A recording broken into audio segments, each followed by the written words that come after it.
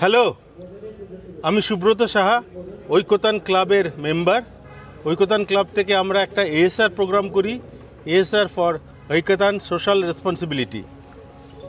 So এখানে আমরা ঐকতানের যেরকম নানা রকম কালচারাল প্রোগ্রাম হয় সারা 12 মাস ধরে, আমরা শুরু করেছি কিছু সোশ্যাল অ্যাক্টিভিটি করার জন্য।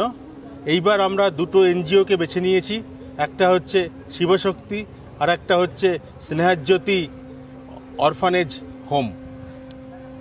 আমরা আজকে অনেক মেটেরিয়াল কালেক্ট করেছি আর এই মেটেরিয়ালগুলো আমরা তাদের দেব।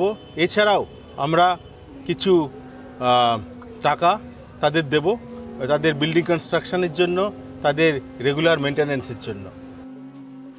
It's all about giving back to the society. It is not just enjoyment, but also we are a responsible citizen. So we believe in giving back to the society, take care of the underprivileged people, and this is our humble effort from Team